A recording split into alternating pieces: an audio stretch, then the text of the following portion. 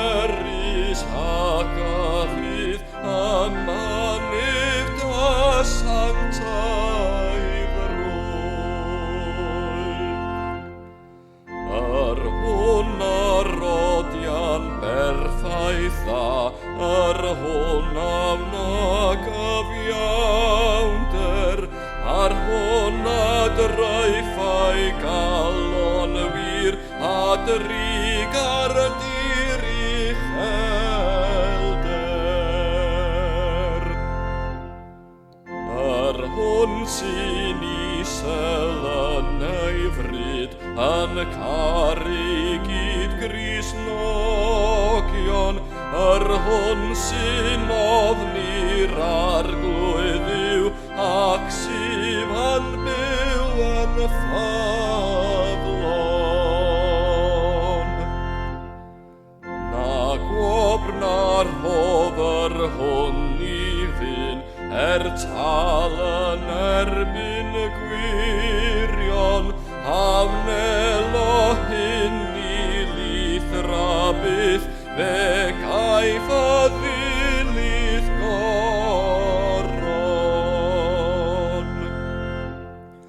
Gogoniant byth a fo i'r tad, i'r maprad, a'r glan ysbryd, fel gynt yr oedd ymau a bydd dros oesoedd tragwyddol y byd.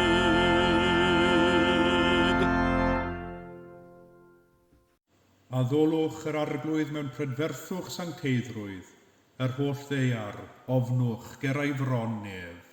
Garedigion yng Nghrist, yr ydym yn presenoldeb y diw byw a holl gwmpaini nef, i offrym iddo, trwy ein harglwydd Iesu Grist, ein haddoliad a'n mawl a'n diolch, i gynyddu mewn gwir wybodaeth o'i gariad mawr tuag atom, ac i'w ras gael dwi'n ffrwyth yn ein bywydau.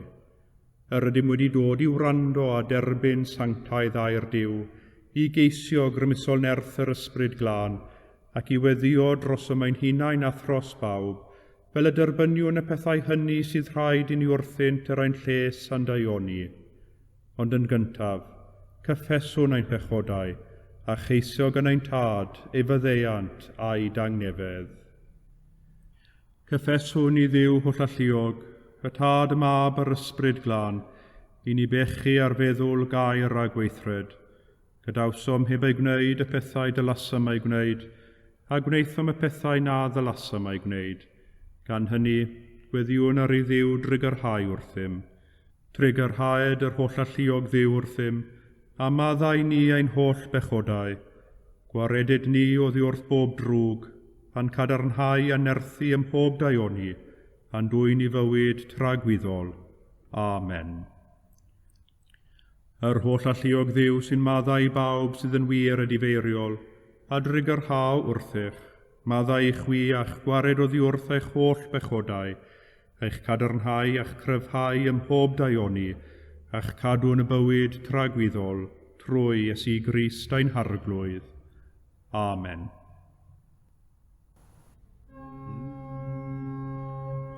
Arglwydd a gorau'n gwefusau, a'n genau a fynegad y boliant.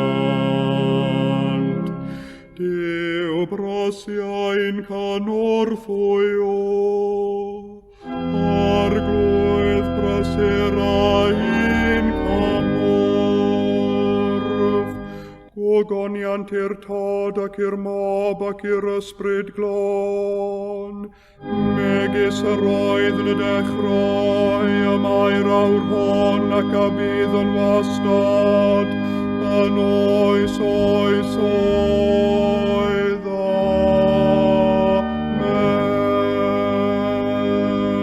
Amen. Molwch yr arglwydd, Molianus fyddo enw'r arglwydd.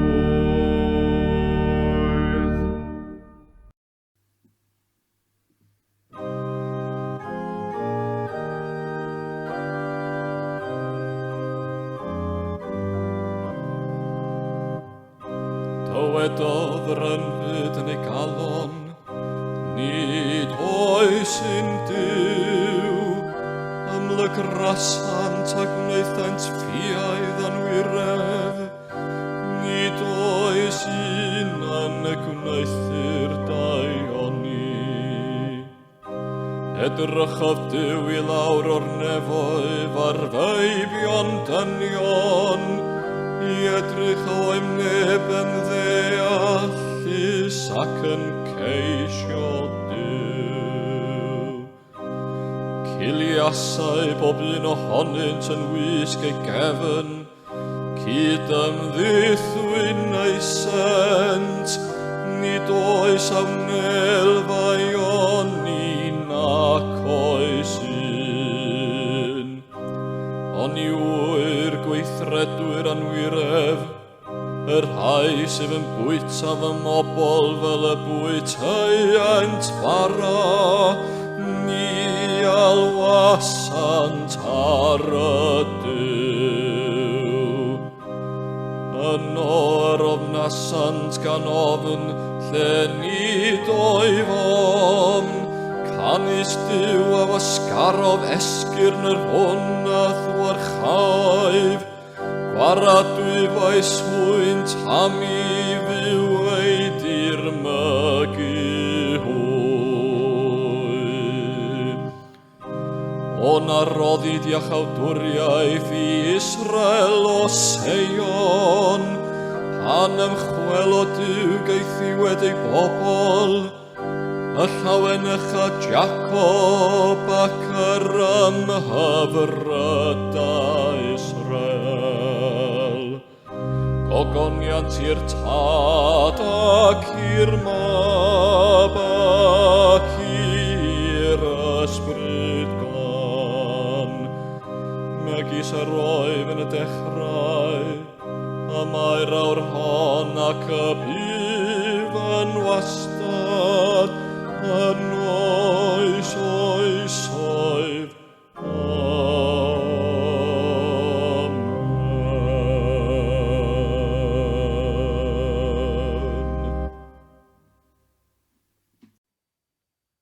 Darlleniad o lyfr y proffwyd Jeremia.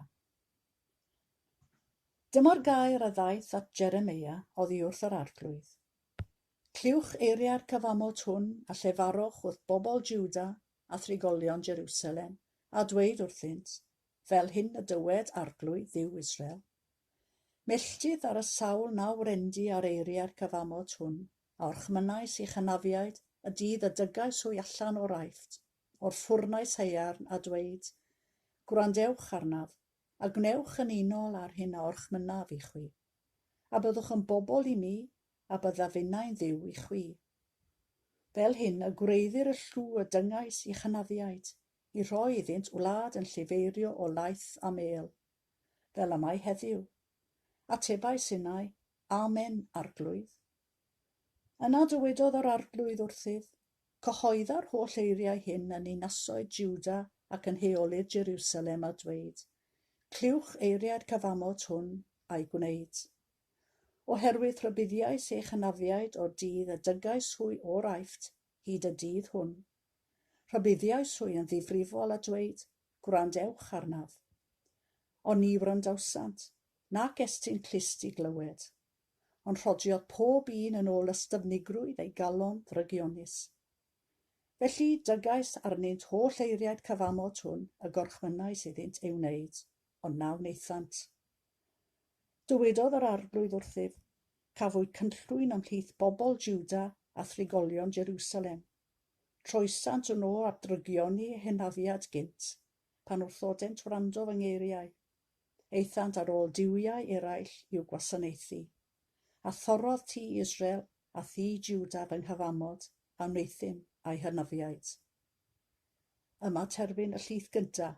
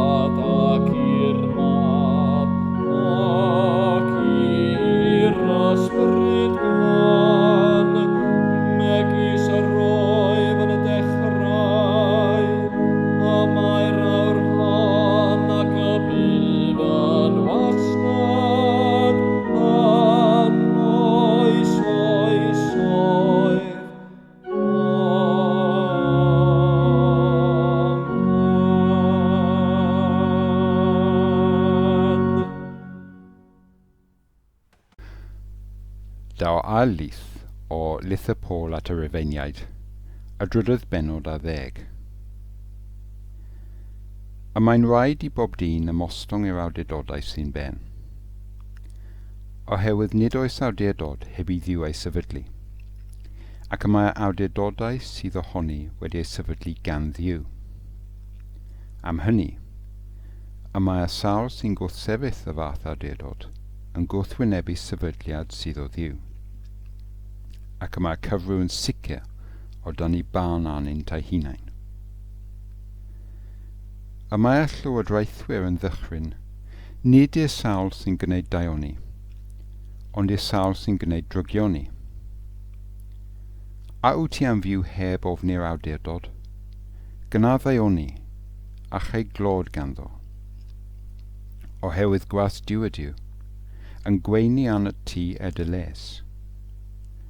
Ond os drygioni ane, dylid ofni, oherwydd nid I ddim y mae'n gwisgo clefydd.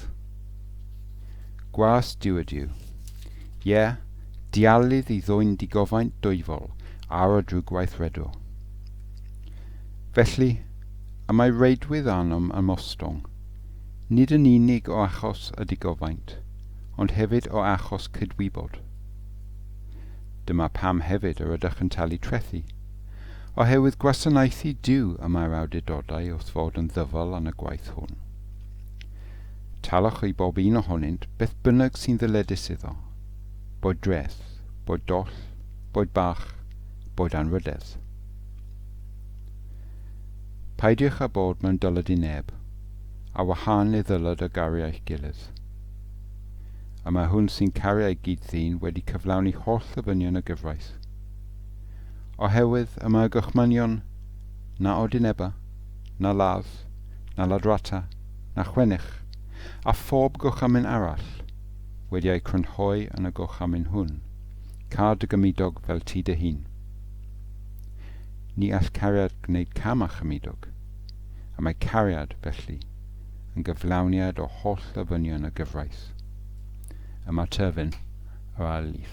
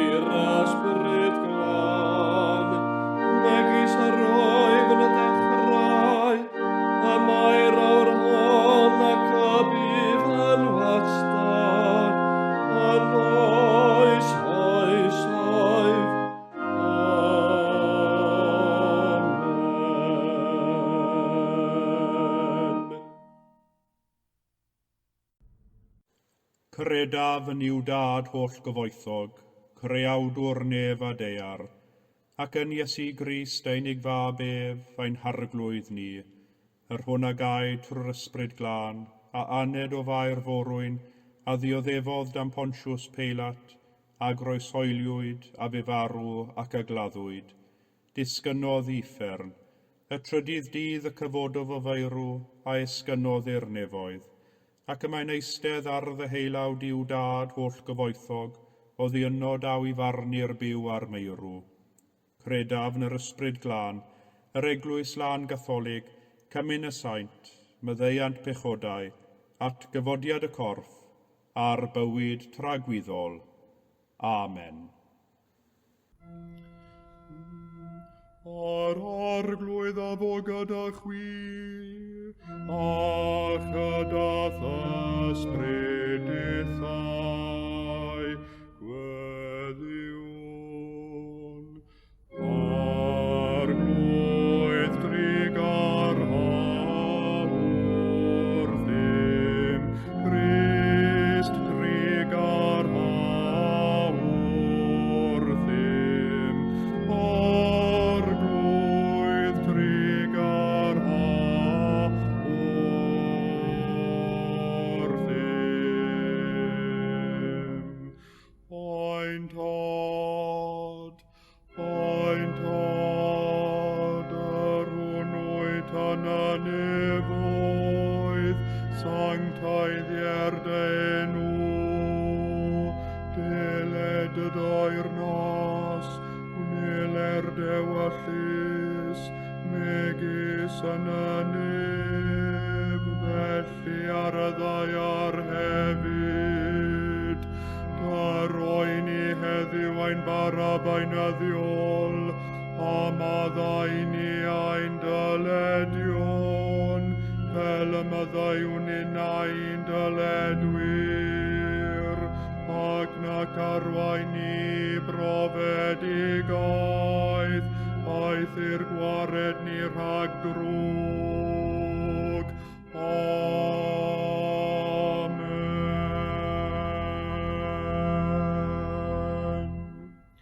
Arglwydd dangos dy drigaredd arnom, a chaniatau ni dy iachawdwriaeth, gwisg dy wain i dogion ag iawnder, a gnad y ddewis bobl yn llawen,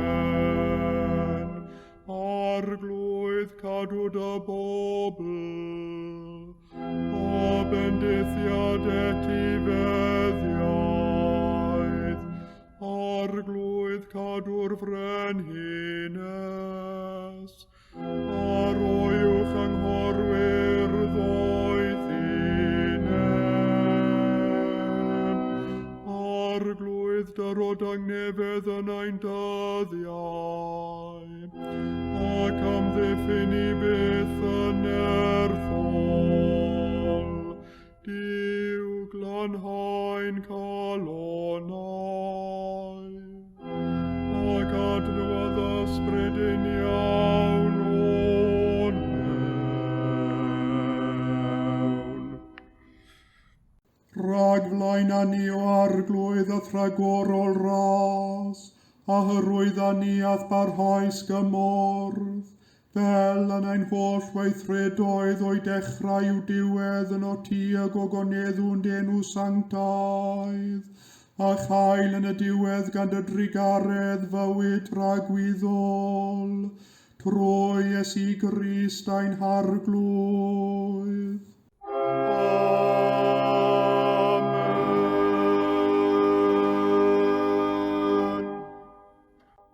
O llalluog ddiw, ffynhonell pob dymuniad sanctaidd, pob cyngor da, pob gweithred gyfiawn. Dyrwydd weision y tangnefedd yn all y byd ei roddi, fel y boi ni, gan i fyddhaeth orchmynion, a'n gwared gennyt rhagofn ein gylynion, dreulio ein hamser mewn heddwch a thangnefedd, trwy Iesu Grist ein harglwydd. Amen. Goleu ein tywyllwch at olygwn i ti o arglwydd, ac o'th fawr drigaredd amddiffyn i rhag pob perygl ac embydrwydd yn os hon, trwy gariad deunig fab ein gwared o'r Iesu Grist. Amen.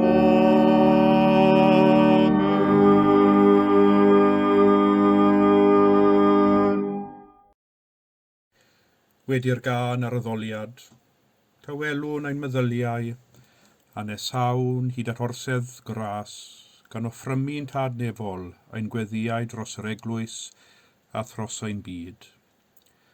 O rasol a sanctaidd dad, rwy'n i ddoethine bydd ganfod di, deallusrwydd i'th ddeall di, dyfal barhad i'th geisio di, amynedd i'th ddisgwyl di, llygaid i'th weled di, calon i fyfyrio arna ti, a bywyd i'th gyhoeddi di, drwy nerth ysbryd ein harglwydd Iesu Grist.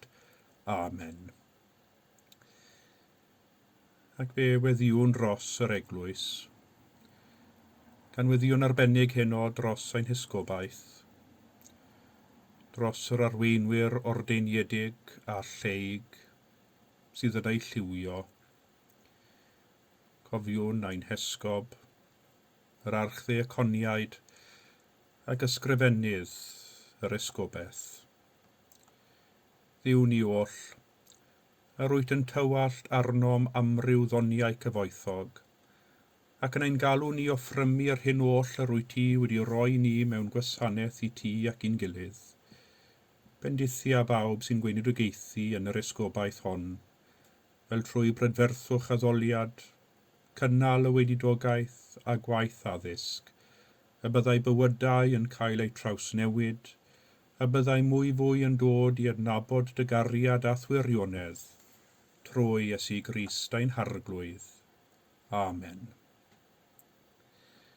Ac wrth i ni fyfyrio ar ein hael lith heno, gweddiwn dros bawb sy'n gweinyddu barn ac sy'n cadw trefn ar gyfraith yn ein gwlad, dros barnwyr, ynadon, gyfreithwyr, rheithgorau a'r heddlu.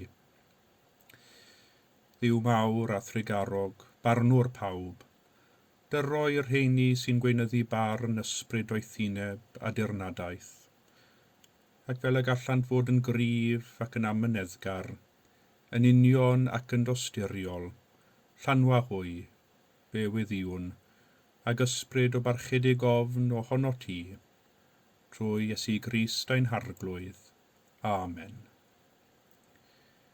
Gweddiwn dros anghenion ein byd, enwedig dros y gwledydd hynny lle nad oes rhyddid a chyfiawnder, gwledydd lle mae'r trigolion yn byw o dan orthrwm cyfundrefnau anghyfiawn ac ormesol, gwledydd lle mae hawliau dynol yn cael eu sathru gan arweinwyr unben a chreulon. Dduw tragwyddol, trwy dy drigaredd y mae'r hyn oll a greuwyd yn cael ei ddal ynghyd yn ei le, a thrwy dy ysbryd o uniondeb y dygu'r creaduriaid i fwynhau mewn undeb, a gwneud cymundeb dynol yn bosibl. Anfon ysbryd glân ar genhedloedd y byd, fel trwy osod o'r neilltu balchder, rhyfel a thrachwant, y gallwn ni estyn allan i'n gilydd mewn cyfeillgarwch, a meithrin yn ein cymunedau y doniau hynny megis goddefgarwch, dealltwriaeth a chariad, sy'n dwy'n llawenydd i fywyd, yn Iesu Grist ein harglwydd. Amen. Mewn eiliad o dywelwch, cofiwn bawb sydd yn noson hon yn dioddef yn dawel, sydd yn ceisio cario beichiau trymion ar eu pennau hunain, heb y parodrwydd i'w rhannu ag eraill, neu'n rhy ofnus i'w rhannu, neu oherwydd ni wyddant at bwyd droi. Dduw sy'n llawn dosteri, cyflwynwn eithriadol ymgelydd yr rhai oll ag ystyddir, neu sy'n gyfyng arnynt, ar fod yn wyw gennyt a'i diddannu a'i cymorth yn ôl a'i hangen, gan roddi iddynt ymynedd dan ei dioddefiadau, ac ymwared dedwydd o'i holl gystuddiau, trwy ein harglwydd Iesu Grist. Amen. Yn olaf gweddiwn dros bawb a fu farw yn ffydd Crist. Dad pawb oll, cofiwn gar dyfron y rhai ymadawodd ar fichedd hon yn dy ffydd di a thofn. Dy roeddynt dy dangnefedd, llywyrched bethol o leini arnynt, ac yn dy ddoethineb grasol a thallu yn feidrol, gyflawna'n ddynt fwriad dionis dy berffaith ewyllus, trwy Iesu Grist ein harglwydd. Amen. O arglwydd cyniatain i wybod yr hyn sy'n werth ei wybod, i garu'r hyn sy'n werth ei garu, i foli'r hyn sy'n blesio, i drysori'r hyn sy'n werthfawr i ti, i gysau'r hyn sy'n atgas gennyt. Gwared ni rhag barnu yn ôl yr hyn a welwn, na dyfarnu yn ôl yr hyn a ddywed eraill, ond i allu dirnad yr hyn sy'n rhagori ac uwchlaw popeth, i ddarganfod a chyflawni'r hyn sydd wrth dy fodd, trwy Iesu Grist ein harglwydd. Amen. A dwedwn gyda'n gilydd eiriau'r gras ein harglwydd Iesu Grist a chariad Duw, a chymdeithas yr ysbryd glân, a fo gyda ni oll, byth bythoedd. Amen.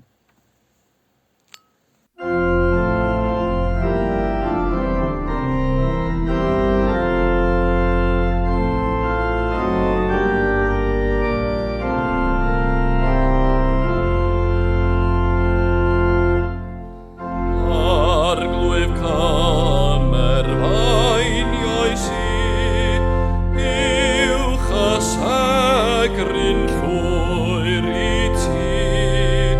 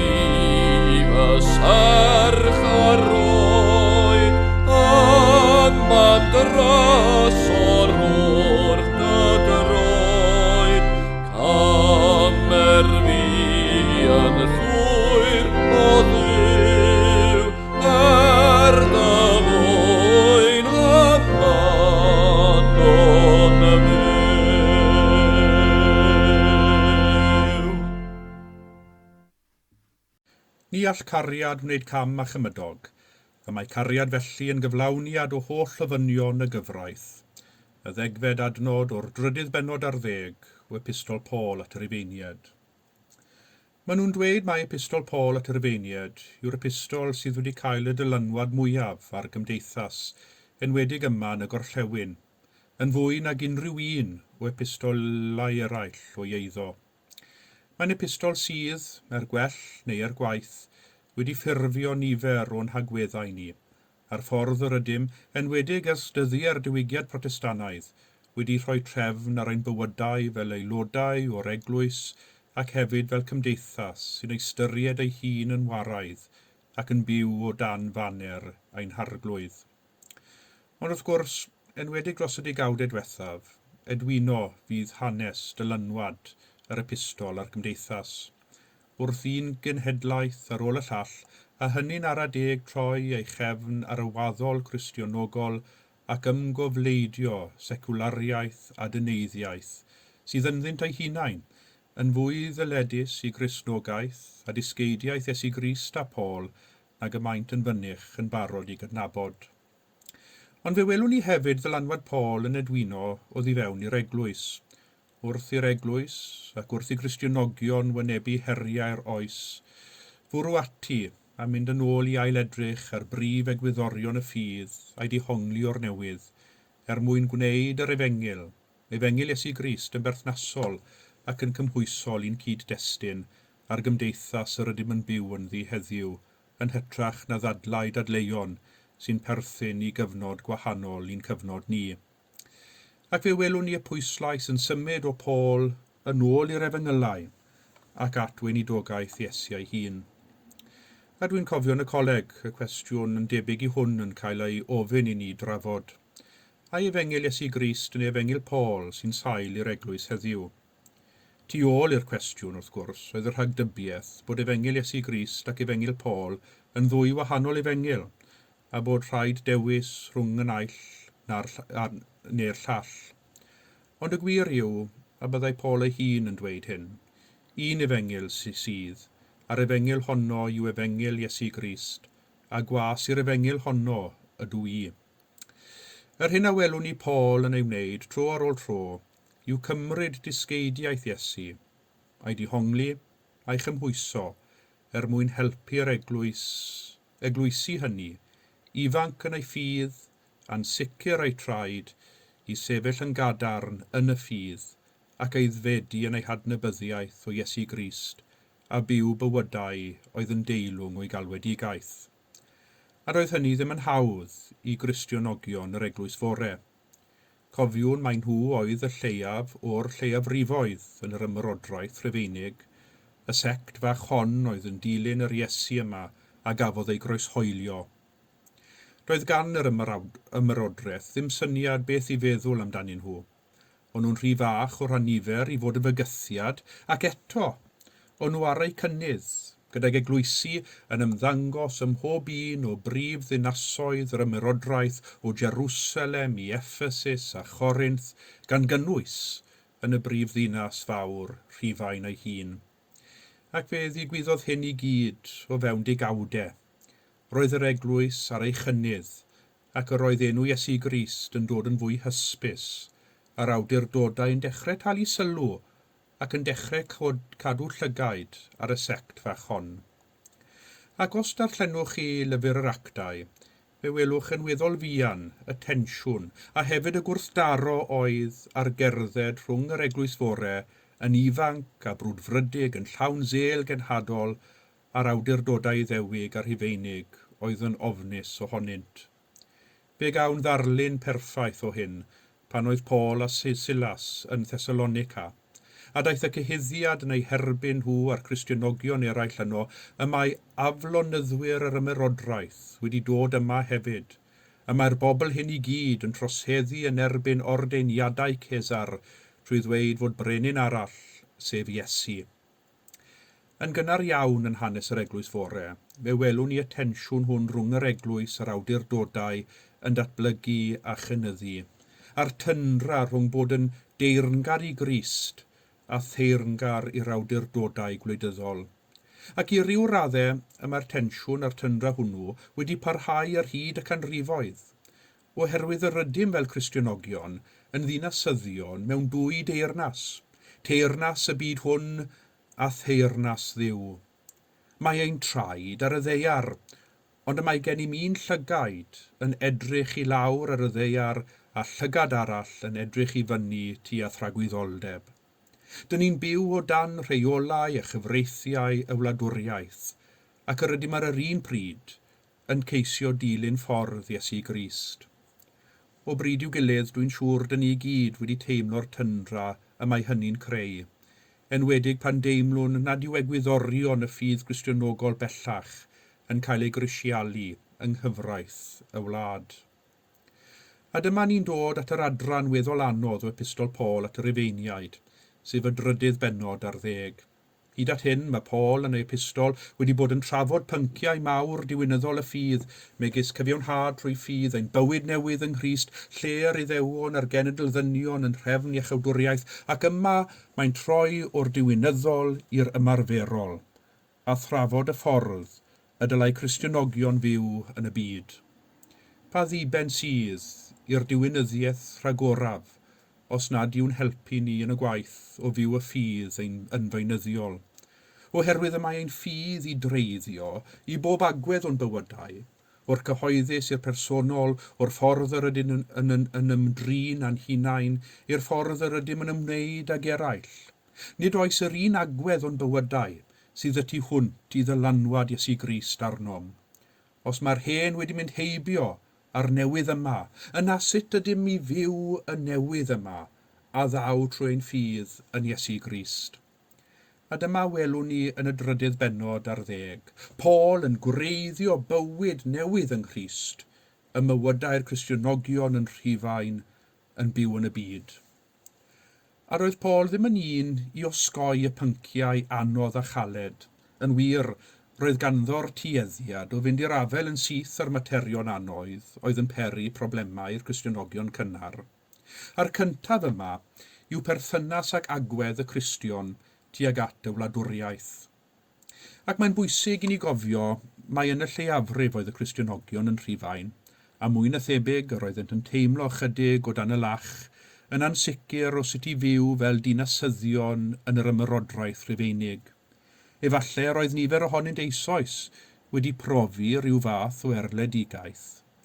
Dydy geiriau Paul yn y fan hyn ddim yn hawdd o gwbl.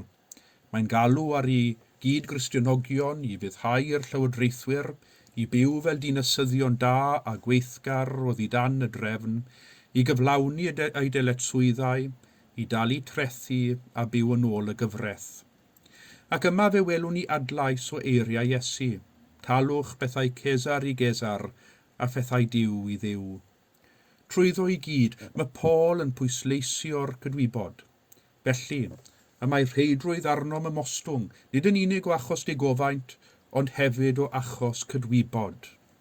Mae lle cydwybod yn holl bwysig yma. Y cydwybod a ddylai'n harwain i wneud yr hyn sy'n iawn ac yn rhinweddol, yr hyn sy'n adeiladu cymdeithas, sy'n caniatáu ni fyw yn heddychlol a chysgu'r nos yn dawel. Y cydwybod a ddylai'n sbardino i wneud yr hyn sy'n iawn, ac nid os ofn y cosb o anifuddhau i'r gyfraith. Wrth gwrs, mae'n rhaid i ni gofio cyngor ymarferol yw hwn o eiddo Paul, cyngor i'r Cristionogion yn Rhufain yn yr 11th ganrif, pan oedd pethau yn weddol ar yr Eglwys. Ysgrifennodd Paul ei lythyr cyn i'r erledigaeth lem yr ymerodraeth taro'r Eglwys. Ac felly fe ddylwn ni fod yn ofalus wrth ddarllen y darn hwn am i fyddhau i lywodraethwyr. Nid oedd Paul yn ysgrifennu diwynyddiaeth wleidyddol fan hyn.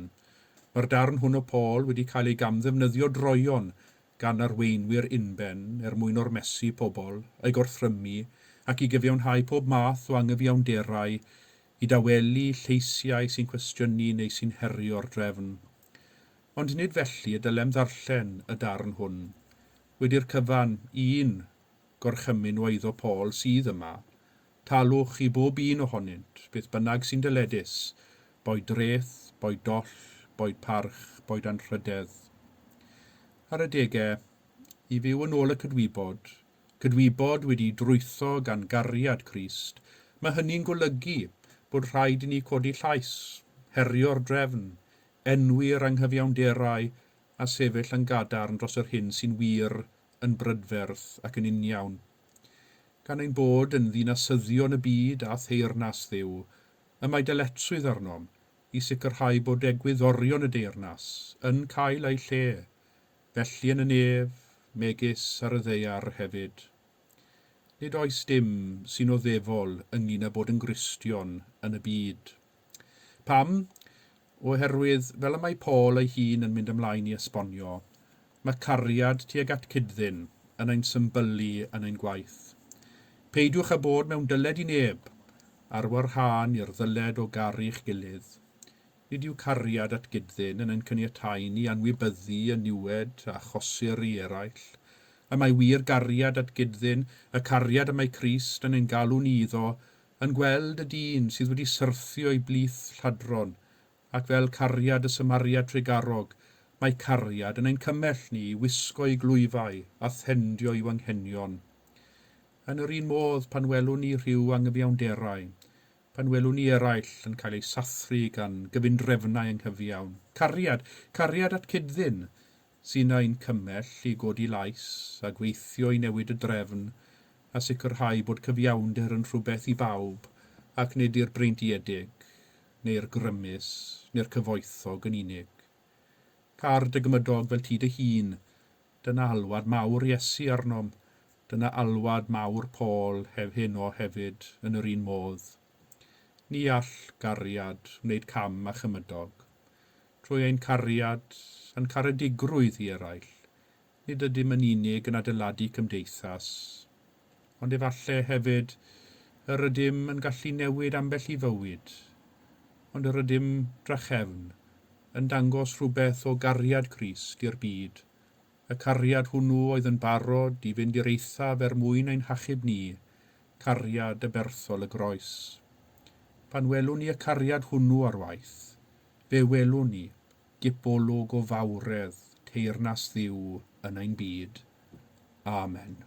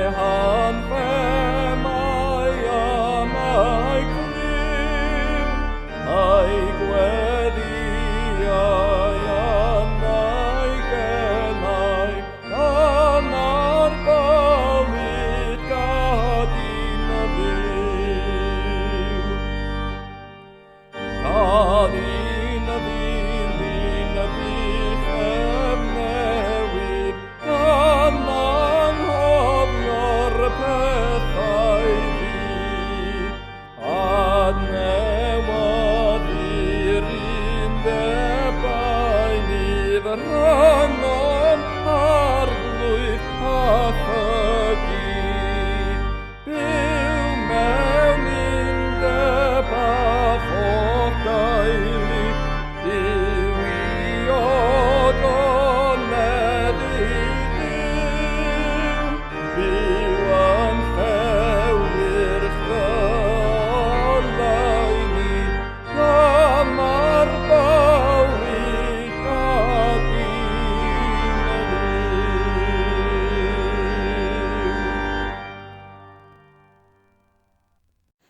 Gweddïwn am fendith Duw. Tang nefedd Duw, yr hwn sydd uwchlaw pob deall, a gadwo eich colonnau a'ch meddyliau yn wybodaeth a chariad Duw a'i fab Iesu Grist ein harglwydd, a bendith Duw holl alluog, y tad y mab a'r ysbryd glân, a fo yn eich plith ac adrygo gyda chwi yn wastad. Amen.